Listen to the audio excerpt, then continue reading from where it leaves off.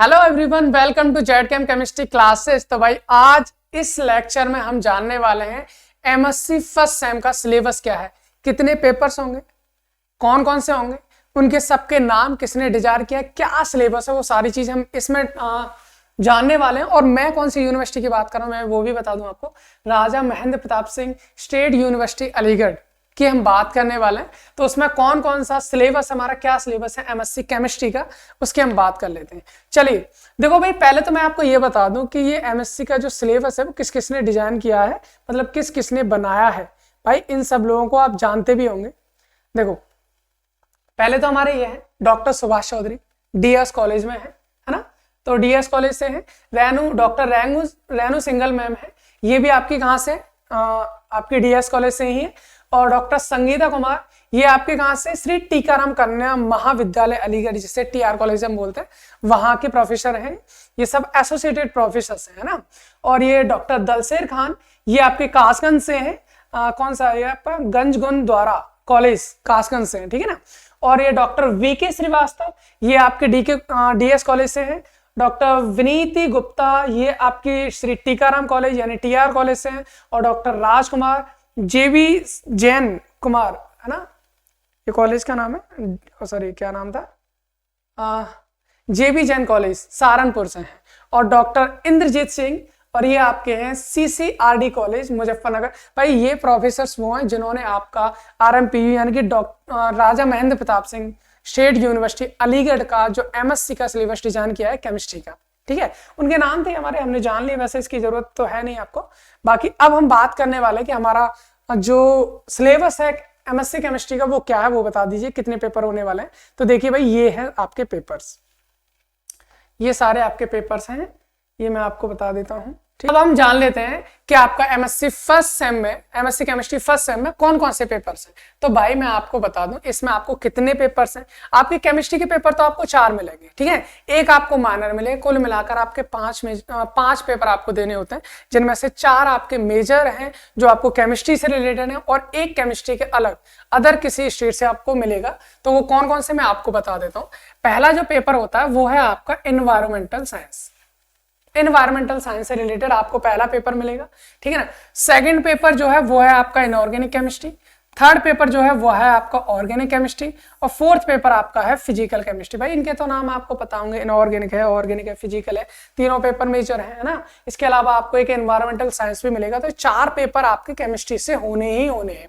इनके अलावा सर जो 5th नंबर का पेपर है ये आपका केमिस्ट्री प्रैक्टिकल है, जो आपका नॉर्मली हर क्लास में होता ही होता है, इससे आपको कोई प्रॉब्लम नहीं है ना। चलिए इसके अलावा भी कोई पेपर देना है क्या? बिल्कुल सर, ये 4 पेपर आपको देखो यहाँ पर लिखा हुआ है, टी का मतलब थ्योरी होता है सर। ये थ्योरेटिकल वो है आपके, ये थ्योरी में आपको पेपर्स देने ही देने 4 हैं, environmental science, inorganic chemistry, organic chemistry, physical chemistry. इसके अलावा ये आपका प्रैक्टिकल है, ये केमिस्ट्री प्रैक्टिकल हो गए। इसके अलावा भी एक और थ्योरी है भैया, एक और थ्योरी, ये आपको इंपॉर्टेंट ध्यान रखना है। इसका पेपर भी आप मिस नहीं कर सकते, अगर आपने पेपर छोड़ा आपकी री आ जाएगी, ठीक है ना। इसलिए आप इसका पेपर भी नहीं छोड़ सकते। ये आपका एक माइनर होता है, माइनर पेपर आपको देना ही है, इलेक्टिव है, आपकी चॉइस रहती है आप कौन सा पेपर देना चाहते हो। बस एमएससी केमिस्ट्री से अलग, यानी साइंस से अलग कोई आर्ट का हो सकता है या किसी भी स्ट्रीट का, आपको एक पेपर आपको पढ़ना है और उसका पेपर आपको देना होता है। ये आपके कॉलेज वाले डिसाइड करते हैं, खुद डिसाइड करते हो।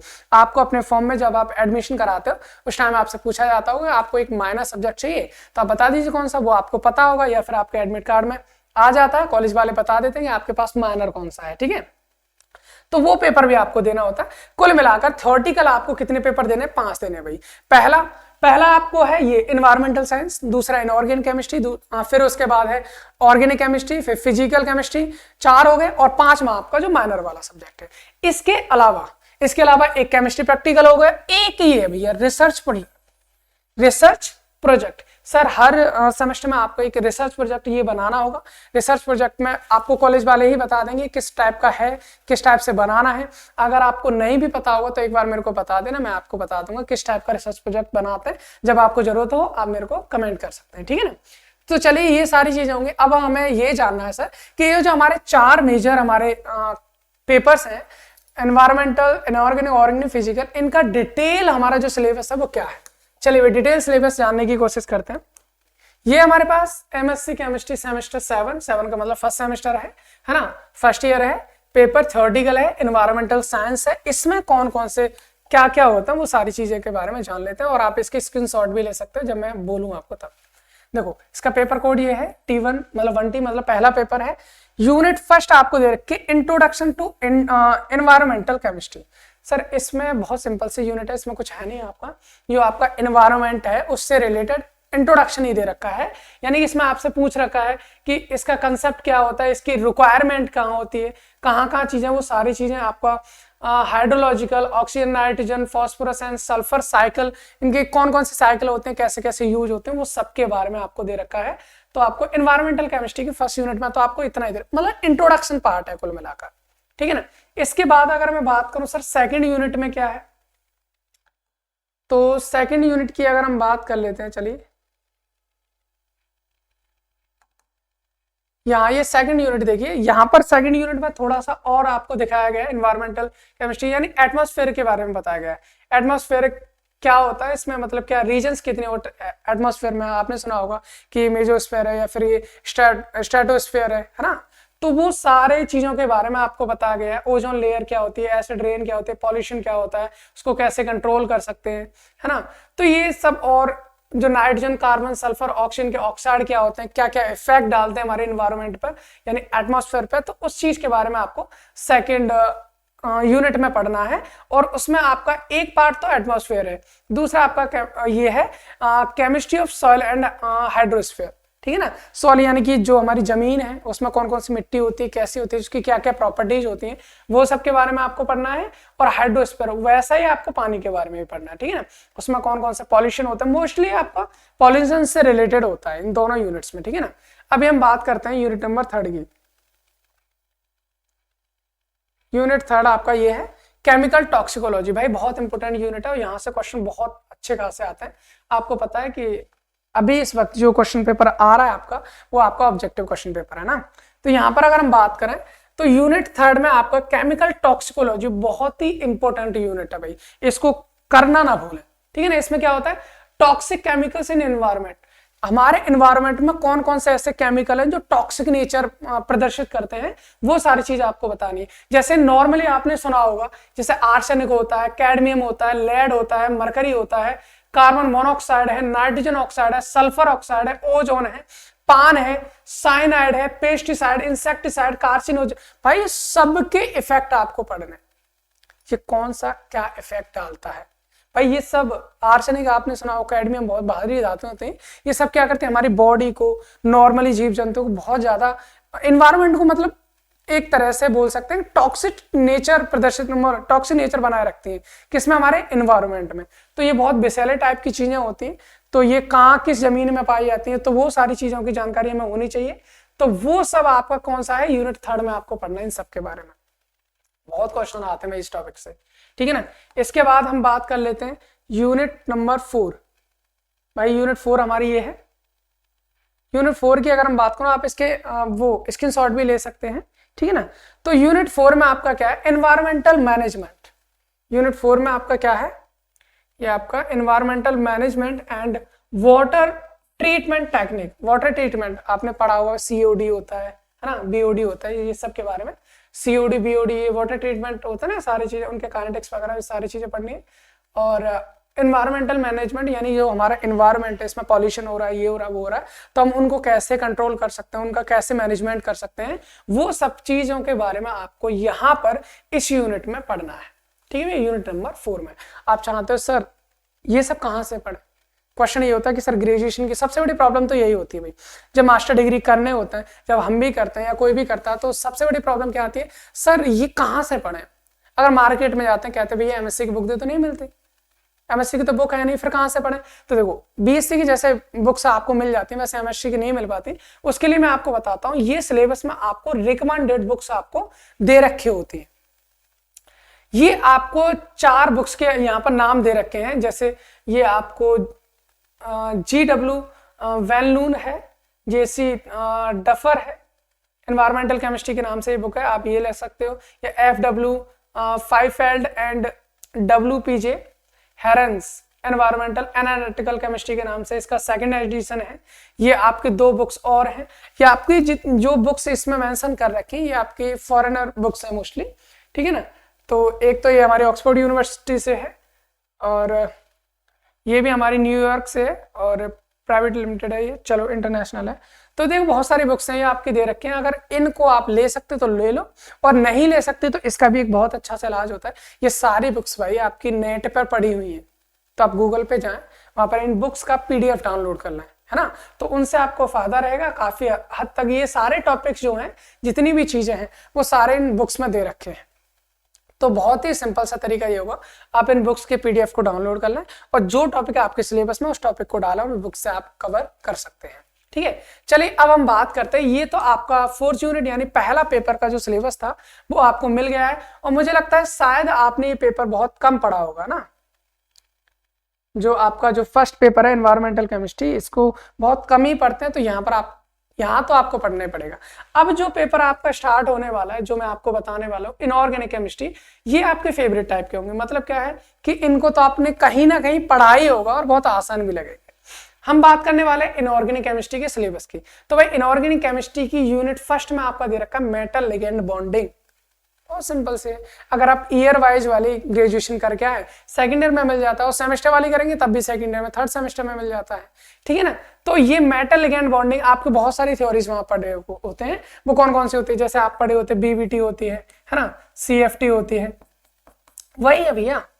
BBT बैलेंस बॉन्ड थ्योरी है, CFT है ऑक्टाहेड्रल, स्क्वायर प्लेनर और स्क्वायर पिरामिडल और ट्राइगोनल बाइपिरामिडल, इन सारी ज्योमेट्री में आपको बताना है। CFSC है, ये बताना है। फैक्टर इफेक्ट इन CFSC बतानी है ना। स्पेक्ट्रोकेमिकल सीरीज है, ये आपको बतानी है। इन सब के बारे में पढ़ने। MOT फॉर टेट्राहेड्रल, ऑक्टाहेड्रल, इन दोनों के लिए, केवल टेट्राहेड्रल और ऑक्टाहेड्रल, इन दोनों के लिए आपको क्या पढ़ना है, MOT पढ़ना है। तो भाई ये सारे टॉपिक्स जो हैं वो इनऑर्गेनिक केमिस्ट्री से रिलेटेड है, मतलब फर्स्ट यूनिट में आपको दे रखा है। और इसमें आपका मेटल लिगेंड चार्ज ट्रांसफर या ligand to metal charge transfer, ये आपका चार्ज ट्रांसफर दे रखा है। और सबसे इंपॉर्टेंट ये रही है जॉन टेलर डिस्टॉर्शन। ये आपने टॉपिक कहीं ना कहीं आपने पढ़ रखे होंगे। तो ये आपकी यूनिट फर्स्ट में आपका इनऑर्गेनिक केमिस्ट्री में ये टॉपिक्स दे रखे हैं। अगर आप चाहते तो इसका स्क्रीनशॉट भी आप ले सकते हो। अब इसके बाद हम बात करते हैं यूनिट सेकंड की। सेकंड है, अगर मैं यूनिट सेकंड की अगर आपको बताऊं कि यूनिट सेकंड में आपका जो इनऑर्गेनिक की यूनिट सेकंड है उसका सिलेबस क्या है, तो भाई यूनिट सेकंड में आपका metal ligand equilibrium is solution, ठीक है ना। Metal ligand equilibria in solution, solution में जो इक्विलिब्रिया होता है उसके बारे में, स्टेप वाइज या ओवरऑल फॉर्मेशन कांस्टेंट है इसके बारे में बताना आपको, है ना। ये ट्रेंड से स्टेप वाइज कांस्टेंट, या फिर उन दोनों में रिलेशन क्या होता है स्टेप वाइज कांस्टेंट और स्टेबिलिटी जो आपका ओवरऑल कांस्टेंट होता है उनमें। ये बहुत सिंपल सी है, इसमें कुछ ज्यादा नहीं है। बस एक चीज और आपको इसमें देखनी है, वो है इरविंग विलियम्स सीरीज, ठीक है ना। पीएच मेट्री और स्पेक्ट्रोफोटोमेट्री, इसके बारे में केवल कांस्टेंट, इसके फॉर्मेशन कांस्टेंट पढ़ना है इसके टर्म में, बाकी कुछ नहीं करना। बहुत सिंपल सा एक छोटा मोटा डेरिवेशन टाइप सा होता है, आप कर सकते हो उन चीजों को। अब है यूनिट थर्ड। यूनिट थर्ड की अगर हम बात करें तो देखिए यूनिट थर्ड में आपका reaction mechanism transition metal complexes है। भाई ये वाले तो आपने पहले से पढ़ रखे होंगे, क्योंकि बेसिक टाइप की आपकी क्या होती है, रिएक्शंस होती हैं इसमें। रिएक्शन मैकेनिज्म आप इनऑर्गेनिक में पढ़ते हो इस चीज को। ये energy profile of A reaction, किसी भी रिएक्शन का जो एनर्जी प्रोफाइल होता है उसको पढ़ाया जाता है। इसमें सब्स्टिट्यूशन रिएक्शन है, एसिड हाइड्रोलाइसिस और बेस हाइड्रोलाइसिस, इस चीज को जरूर करके जाए भाई, क्योंकि हाँ बेस वाली भी है और एसिड वाली भी, दोनों, क्योंकि यहाँ से क्वेश्चन बहुत ज्यादा आते हैं। इनर्ट एंड लेवाइल कॉम्प्लेक्स को बोलते हैं, है ना। इनर्ट और लेवाइल जो रिएक्शन फास्ट होते हैं वो इनर्ट कॉम्प्लेक्स और लेवाइल, सॉरी इनर्ट मतलब जो रिएक्शन कम स्लो होते हैं और जिसमें फास्ट होते हैं वो लेवाइल कॉम्प्लेक्स इस टाइप के होते हैं। तो बहुत सारी चीजें होती हैं। ये आपको अगर इसका सिलेबस का आपको स्क्रीनशॉट लेना है तो आप स्क्रीनशॉट ले लीजिए। ये इनऑर्गेनिक का है आपका थर्ड यूनिट, ठीक है ना। अब हम करने वाले हैं यूनिट 4। इनऑर्गेनिक यूनिट 4 है मेटल पाई कॉम्प्लेक्सेस। मेटल पाई कॉम्प्लेक्सेस में देखिए क्या क्या है, मैं आपको बता देता हूँ एक बार। मेटल कार्बोनिल्स, मेटल कार्बोनेट्स आपने पढ़े होंगे, ये बहुत ही इंपॉर्टेंट है और इसकी तो पूरी अलग ही ब्रांच होती है, जिसमें अगर आप किसी कॉम्पिटिटिव एग्जाम्स में जाते हैं, जैसे IIT गेट है या CSIR नेट है ना, या IIT JAM है, इनमें जाते तो वहां पर बहुत ही अच्छा सा OMC ऑर्गेनोमेटेलिक केमिस्ट्री, भाई वही है ये ऑर्गेनोमेटेलिक केमिस्ट्री का ये पार्ट है हमारा। मेटल कार्बोनिल्स हो गए, इसके स्ट्रक्चर, बॉन्डिंग, वाइब्रेशन स्पेक्ट्रा, है ना, carbonyls bonding, complex tertiary phosphates, और ये अदर मतलब कार्बोनिल्स अदर मेटल्स के साथ में जो भी कॉम्प्लेक्सेस हमारे बनते हैं कार्बोनिल्स के, वो सारी चीजें हमें इस वाले यूनिट के अंदर पढ़नी होती है। ठीक है भैया, तो आप इसका स्क्रीनशॉट लेना चाहते हो ले लो, और इसमें साथ में नीचे आपके रिकमेंडेड बुक्स दे रखी कि आप कौन कौन सी बुक्स इनके लिए प्रेफर कर सकते हो। ठीक है ना। अब इसके बाद हम बात करते हैं अगला पेपर अपना, वो है आपका ऑर्गेनिक केमिस्ट्री। ठीक है ना। तो देखिए भाई, मैं आपको बता दूं, ये आपके 2 पेपर का सिलेबस मैं आपको बता चुका हूँ। पहला पेपर जो था आपका वो था एनवायरमेंटल साइंस, उसकी 4 यूनिट होगी। दूसरा मैंने इनऑर्गेनिक का बताया, उसकी भी 4 यूनिट होगी। अब मैं आपको बताने वाला हूँ किसका, ऑर्गेनिक का। ये आपका ऑर्गेनिक केमिस्ट्री का सिलेबस मैं आपको बताने वाला हूँ, first year MSc first sem का। तो उसमें क्या है आपका, देखो यूनिट फर्स्ट है nomenclature of bonding in organic chemistry. भाई आपको बता दूं, पूरी एमएससी केमिस्ट्री का सबसे सिंपल पेपर यही है। कौन सा वाला, ऑर्गेनिक केमिस्ट्री। भाई कैसे सिंपल, इसमें ऐसी चीजें आपको दे रखी हैं जो आपको ग्रेजुएशन में क्लास 12 से स्टार्ट कर देते हो। क्या क्लास 12 से पढ़ना स्टार्ट कर, 12th में, ग्रेजुएशन के 3 साल में कहीं ना कहीं आता जाता है, क्योंकि ऑर्गेनिक केमिस्ट्री का बिल्कुल बेसिक पार्ट आपका इस सेमेस्टर में आपको दे रखा है। Delocalization, chemical bond of conjugation, भाई रेजोनेंस क्या होता है, कॉन्जुगेशन क्या होता है, डीलोकलाइजेशन क्या होता है, डबल सिंगल, वो सब के बारे में केमिस्ट्री आपको दे रखी है। और बिल्कुल जीओसी दे रखी है, रेजोनेंस दे रखा है, हाइपर कॉन्जुगेशन आपको दे रखा है। और ये आपको दे रखा है फुलेरिन के बारे में, टॉटोमेरिज्म दे रखे, एरोमेटिसिटी जो कि आप शुरुआत से पढ़ते चले तो कौन एरोमेटिक है, कौन एरोमेटिक नहीं है, अकर रूल क्या होता है, ये सब चीजों के बारे में। बेंजीनोइड और नॉन बेंजीनोइड दोनों टाइप के कंपाउंड्स में आपसे पूछा है।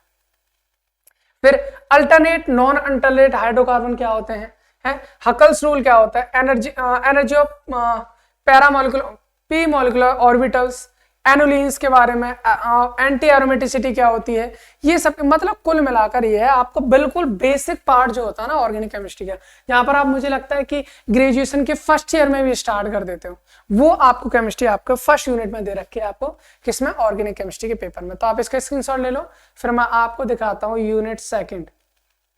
तो ये देखिए आप यूनिट सेकंड, यहाँ ये यूनिट सेकंड है आपका, यहाँ पर भी देखो कितना बेहतरीन आपका टॉपिक आपका दे रखा है। भाई ये सारे जो टॉपिक है ना, मैं आपको बता दूं भाई, कंपटीशन में बहुत हेल्पफुल होता है।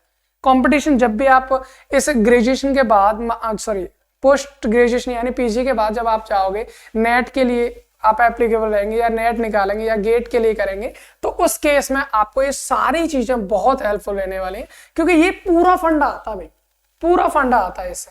ये स्टीरियो केमिस्ट्री, देखिए स्टीरियो केमिस्ट्री आपको पढ़नी है भाई। स्टीरियो केमिस्ट्री का तो बेसिक फंडा है, क्योंकि जब तक आपको जीओसी, जनरल ऑर्गेनिक केमिस्ट्री और स्टीरियो केमिस्ट्री आती, आप किसी भी एग्जाम की तैयारी नहीं कर सकते ऑर्गेनिक केमिस्ट्री के लिए, मैं आपको बता दूं। इसलिए बहुत बेहतरीन आपका क्या है यूनिट आपकी स्टीरियो केमिस्ट्री। इसमें बहुत सारी चीजें जितनी भी हमारे आइसोमेरिज्म होती है वो सब, और इसके जो बॉन्ड्स है किधर रोटेट करेंगे, कौन से करेंगे, वो सारी चीजें यहीं पर आती हैं।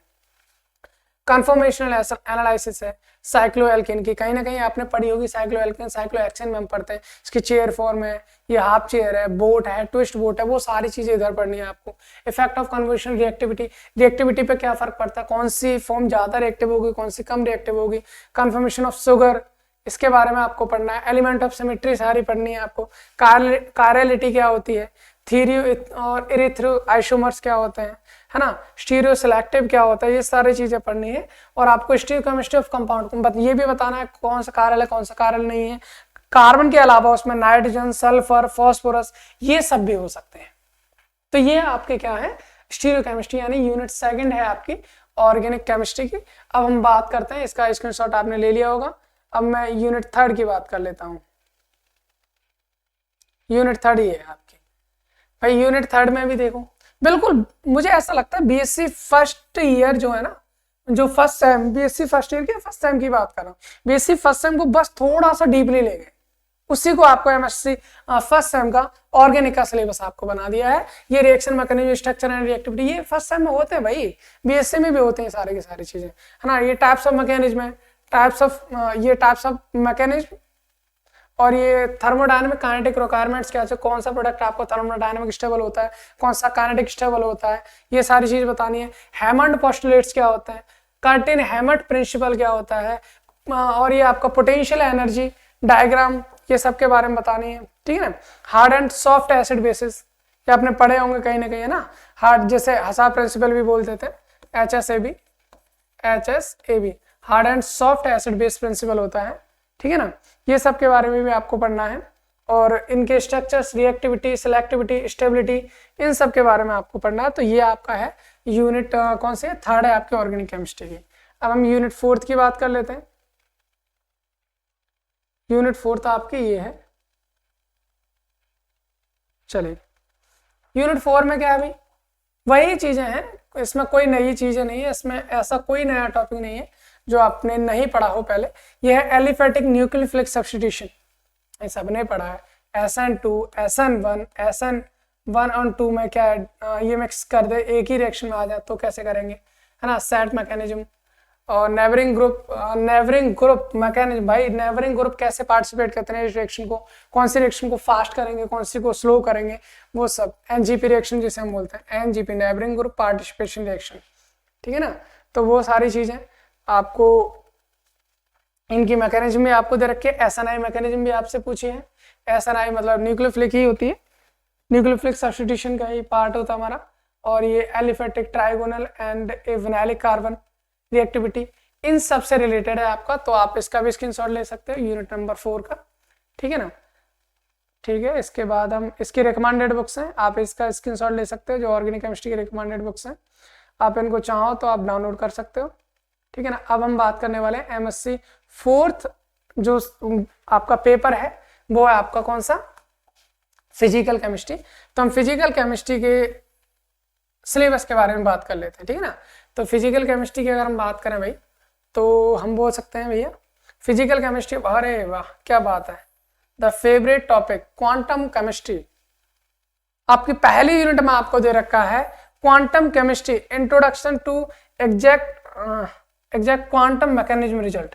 भाई ये बहुत सिंपल सी यूनिट होती है, और आपका ये अगर आप सेमेस्टर में करके आए हो, अगर आप सेमेस्टर वाइज करके आते हैं तो आपको ये फोर्थ सेमेस्टर में आपको मिल जाता है, सेकंड ईयर में। अगर आप ईयर वाइज करके आते तो आपको जो आपका थर्ड ईयर होता है वहां पर आपको देखने को मिलता है फिजिकल केमिस्ट्री में। तो बहुत ही बेहतरीन और इंटरेस्टिंग टॉपिक होते हैं भाई इसमें। और इसमें मैं आपको बता दूं, जो इनके पास मैथमेटिक्स रहता है उन लोगों के लिए तो बहुत ही ज्यादा सिंपल हो जाता है ये टॉपिक। इसमें आपका श्रोडिंगर इक्वेशन आता है, उसके पोस्टुलेट्स आते हैं क्वांटम केमिस्ट्री के, ठीक है ना। Linear and Hermitian term operator क्या होते हैं, ये सब के बारे में बताता है। और ये आपने पढ़ा कम्युनिकेशन ऑफ ऑपरेटर्स, ठीक है ना। आप पढ़ते कौन सा ऑपरेटर कम्युनिकेट करेगा, कौन सा नहीं करेगा, वो सारी चीजें। एंड अनसर्टेनिटी प्रिंसिपल, जिसे हाइजेनबर्ग के नाम से भी जाना जाता है। तो ये सारी चीजें है ना, Schrodinger equation two the same model system. भाई कौन कौन से मॉडल सिस्टम दिए आपको, पार्टिकल एवॉक सिस्टम, ये 1D box system, 2D box system, 3D box system, और आपका क्या हार्मोनिक ऑसिलेटर SHO के बारे में दिया, रिजिड रोटर दिया है, हाइड्रोजन, 4 ही एप्लीकेशन है इसकी, चारों की चारों दे रखे। श्रोडिंगर वेव इक्वेशन की 4 एप्लीकेशन में हम पढ़ते हैं इसको। पहला आपका पार्टिकल 1D बॉक्स सिस्टम, दूसरा SHO हार्मोनिक सिस्टम में पढ़ते हैं, तीसरा हमारा रिजिड रोटर है, चौथा हमारा हाइड्रोजन एटम है। चारों सब दे रखे, बहुत सिंपल से है, ज्यादा टिपिकल चीजें नहीं होती हैं। बस एक बार इसमें इंटरेस्ट जाग जाए ना भाई, आपको बेहतरीन लगेंगे, आपको मैं बता दूं। हालांकि मैं खुद ZBC से था, लेकिन जब मैंने इस टॉपिक को पढ़ा मेरे को बहुत ही बेहतरीन लगा, मैं इसका फैन हो गया, मेरे को बहुत इंटरेस्टिंग टॉपिक लगता है ये सब, है ना। चलिए हम आगे बात करते हैं unit second.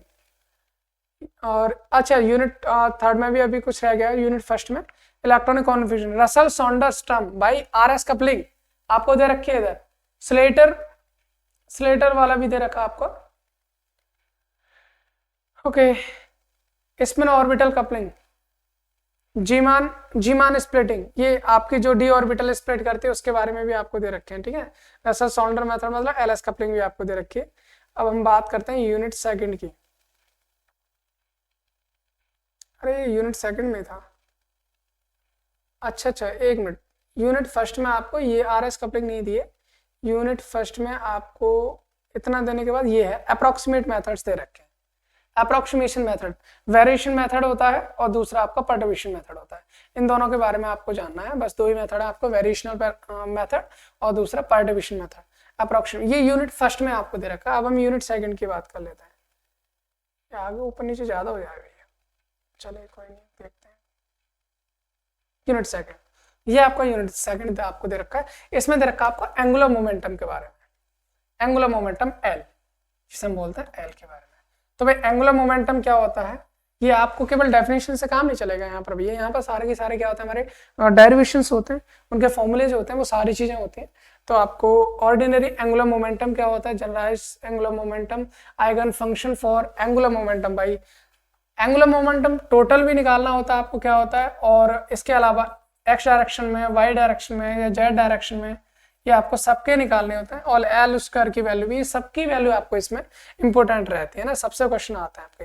Poly exclusion principle भी आता है, केवल प्रिंसिपल पूछेगा नहीं जिस क्लास 12 में पूछ लेता है वैसा नहीं, बट यहाँ पर इसका पूरा का पूरा आपका डेरिवेशन होता है, उससे आपको रिजल्ट्स फाउंड करने, जो मैथमेटिकल रिजल्ट्स होते हैं, ठीक है ना, वो सब चीज की जरूरत होती है।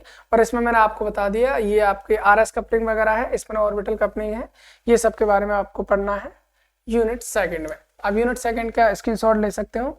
अब हम बात करने वाले हैं यूनिट थर्ड की। चलिए ये है हमारे पास यूनिट थर्ड, जिसमें आपका एमओटी दे रखा है। एमओटी मतलब मॉलिक्यूलर ऑर्बिटल थ्योरी। आप कहेंगे सर वो तो पहले भी थी, भाई वहां पर तो केवल एप्लीकेशन था, यहाँ पर बनी कैसे, एमओटी आई कैसे, सारी की सारी सिमेट्री आपको पढ़नी है। और मैं आपको बता दूं, इस एमओटी को पढ़ने से पहले ना, जो इनऑर्गेनिक में एलिमेंट ऑफ सिमेट्री दे रखे, आप उसको एक बार पहले जरूर पढ़ना और वहां की एमओटी भी पढ़ लें, ताकि ये आपको एमओटी थोड़ी सी आसान लगे, इंटरेस्टिंग लगे, जल्दी से कवर कर सको, है ना। तो ये होती है हक्कल्स मॉलिक्यूलर ऑर्बिटल, ठीक है ना। और ये तभी देखो, इस टॉपिक को तो आप तभी पढ़ सकते हो जब आपको एक तो क्वांटम केमिस्ट्री आनी चाहिए, क्वांटम का ऊपर वाला पार्ट आए, और वो एमओटी आए। दोनों अगर आपको आती है तो ये आपको टर्म बहुत आसान लगेगा, वरना तो फिर टिपिकल स्टेप पे चला जाता है, ठीक है ना। सेटअप सॉल्व हकल डिटर्मिनेंट इक्वेशन, भाई डिटर्मिनेंट आते हैं यहाँ पर, ठीक है ना, वो भी आपको पढ़ना है। और linear and cyclic conjugated system है, भाई दोनों पढ़ने, लीनियर एंड साइक्लिक दोनों टाइप के कॉन्जुगेशन सिस्टम में हकल मॉलिक्यूलर ऑर्बिटल थ्योरी आपको पढ़नी होती है।